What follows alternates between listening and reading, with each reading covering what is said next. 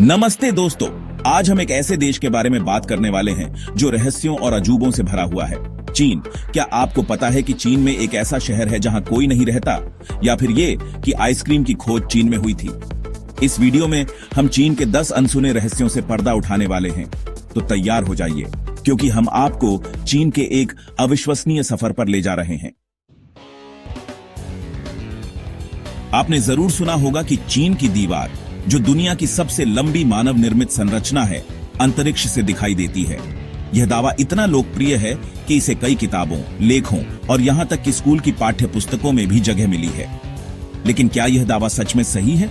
क्या अंतरिक्ष से, जहां से पृथ्वी एक नीले और सफेद गोले की तरह दिखती है, चीन की दीवार जैसी संरचना को देख पाना संभव है?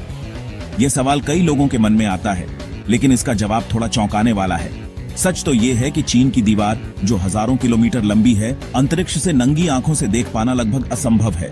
इसकी चौड़ाई इतनी कम है कि यह आसपास की जमीन में घुल मिल जाती है और अंतरिक्ष से इसे पहचान पाना बेहद मुश्किल हो जाता है।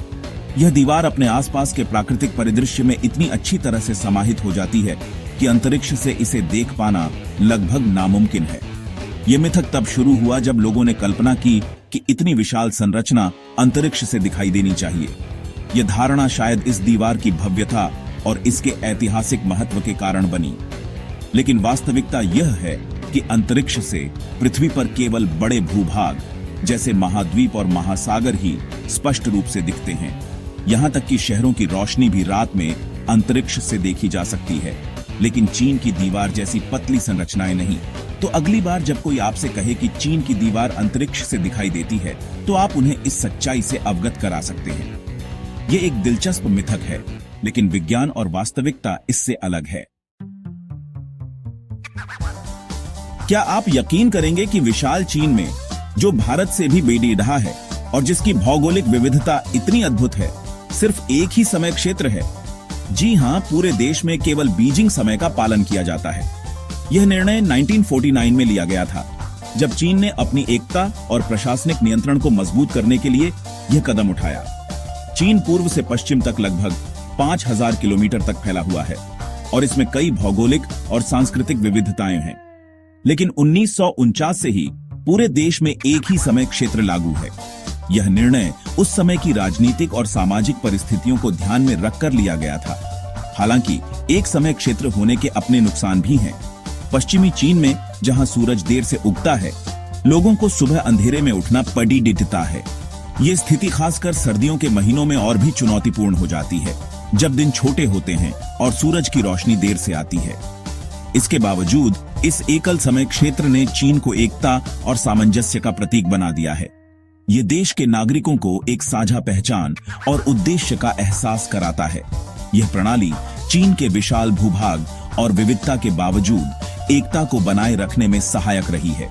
यह एक ऐसा कदम है जिसने प्रशासनिक कार्यों को सरल बनाया है, और सबसे महत्वपूर्ण बात, यह चीन के लोगों को यह याद दिलाता है कि वे एक विशाल और शक्तिशाली राष्ट्र का हिस्सा हैं, जो अपनी विविधता में भी एकजुट है। चीनी भाषा दुनिया की सबसे जटिल भाषाओं में से एक मानी जाती है, और इसका एक कारण है इसके हजारों अक्षर। चीनी भाषा में 50,000 से भी ज्यादा अक्षर हैं, लेकिन एक आम व्यक्ति को लगभग 3000 से 5000 अक्षरों का ज्ञान होता है। चीनी भाषा की जटिलता ही उसकी खूबसूरती भी है। हर अक्षर एक चित्र की तरह होता है, जिसका अपना अर्थ और इतिहास होता है। गर्मी के मौसम में ठंडी ठंडी आइसक्रीम किसे पसंद नहीं होती। यह मीठा और ठंडा व्यंजन हर उम्र के लोगों का पसंदीदा है।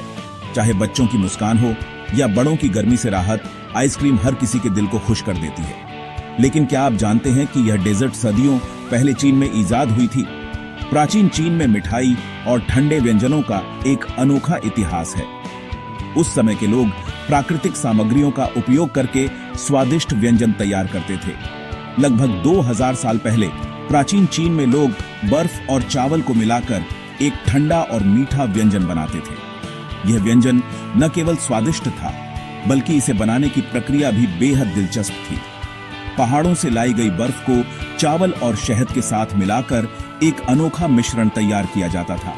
इसे खास अवसरों पर परोसा जाता था और यह शाही परिवारों के बीच भी लोकप्रिय था। 13वीं शताब्दी में मार्को पोलो ने चीन की यात्रा के दौरान इस रेसिपी को इटली ले जाकर इसे यूरोप में लोकप्रिय बनाया। उनकी यात्रा ने न केवल व्यंजनों का आदान प्रदान किया बल्कि संस्कृतियों को भी करीब लाया। चीन से इटली तक इस रेसिपी का सफर एक ऐतिहासिक घटना बन गया।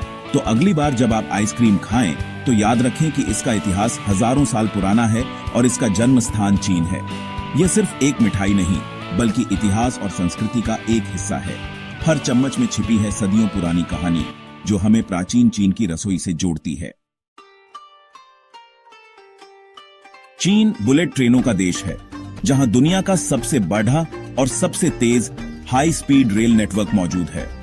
चीन की बुलेट ट्रेनें 350 किलोमीटर प्रति घंटे की रफ्तार से दौड़ ढहती हैं, जिससे सैकड़ों किलोमीटर का सफर कुछ ही घंटों में तय हो जाता है। इस नेटवर्क की कुल लंबाई 40,000 किलोमीटर से भी ज्यादा है, जो दुनिया के किसी भी देश से ज्यादा है। यह नेटवर्क चीन की आर्थिक प्रगति का प्रतीक है और लाखों लोगों को नौकरियां प्रदान करता है। क्या आपको चाइनीज रेस्टोरेंट में मिलने वाली फॉर्च्यून कुकीज पसंद है? लेकिन क्या आप जानते हैं कि ये असल में चीनी नहीं है? फॉर्च्यून कुकीज का इतिहास 20वीं शताब्दी की शुरुआत में अमेरिका से जुड़ा है। कैलिफोर्निया में माकोतो हागिवारा नामक एक जापानी व्यक्ति ने इन कुकीज का आविष्कार किया था। धीरे धीरे ये कुकीज चाइनीज रेस्टोरेंट में परोसी जाने लगी और लोग इन्हें चीनी मानने लगे। क्या आपने किसी ऐसे शहर के बारे में सुना है जहां घर तो बहुत हैं, लेकिन रहने वाला कोई नहीं? चीन में ऐसे कई घोस्ट सिटीज हैं। इन शहरों में ऊंची इमारतें, चौड़ी सड़कें और हर सुविधा मौजूद है, लेकिन लोग नहीं रहते। सरकार ने भविष्य की आबादी को ध्यान में रखते हुए इनका निर्माण किया था, लेकिन लोग यहां बसने के लिए तैयार नहीं हुए। यह चीन की आर्थिक और सामाजिक चुनौतियों को दर्शाता है, जिनका समाधान ढूंढना जरूरी है। टेराकोटा आर्मी मिट्टी से बनी हजारों सैनिकों की एक विशाल सेना है जो चीन के पहले सम्राट की कब्र की रक्षा करती है। 1974 में शानक्सी प्रांत में कुछ किसान कुआं खोदते समय इस अद्भुत खोज तक पहुंचे। पुरातत्वविदों ने खुदाई शुरू की और हजारों टेराकोटा सैनिक, घोड़े और रथ खोजे। यह प्राचीन चीन की कला और सैन्य शक्ति का अद्भुत उदाहरण है। पांडा चीन के राष्ट्रीय खजाना हैं और पूरी दुनिया में अपनी मासूमियत के लिए जाने जाते हैं। ये बांस के पत्तों को अपना मुख्य भोजन बनाते हैं और दिन का ज्यादातर समय खाने और आराम करने में बिताते हैं। पांडा शांति और दोस्ती का प्रतीक माने जाते हैं और चीन इन्हें तोहफे में देकर देशों के बीच दोस्ती को बढ़ावा देता है। हालांकि पांडा लुप्तप्राय प्रजाति हैं और उनके संरक्षण के लिए चीन सरकार कई कदम उठा रही है। चीन दुनिया का सबसे ज्यादा आबादी वाला देश है, जिसकी जनसंख्या 1.4 अरब से भी ज्यादा है। इतनी विशाल जनसंख्या चीन के लिए कई चुनौतियां और अवसर दोनों लेकर आती है। चीन की विशाल श्रम शक्ति ने उसे दुनिया की दूसरी सबसे बड़ी अर्थव्यवस्था बनने में मदद की है। जनसंख्या वृद्धि को नियंत्रित करने के लिए चीन ने कई कदम उठाए हैं, जिनमें एक बच्चे की नीति सबसे प्रसिद्ध है। तो दोस्तों, ये थे चीन के 10 अनसुने रहस्य। उम्मीद है कि आपको यह वीडियो पसंद आया होगा और आपने कुछ नया सीखा होगा। अगर आपको यह वीडियो पसंद आया तो इसे लाइक करें, शेयर करें और हमारे चैनल हिस्टोरिकल फैक्ट्स को सब्सक्राइब करना ना भूलें। अगले वीडियो में मिलते हैं। नमस्ते।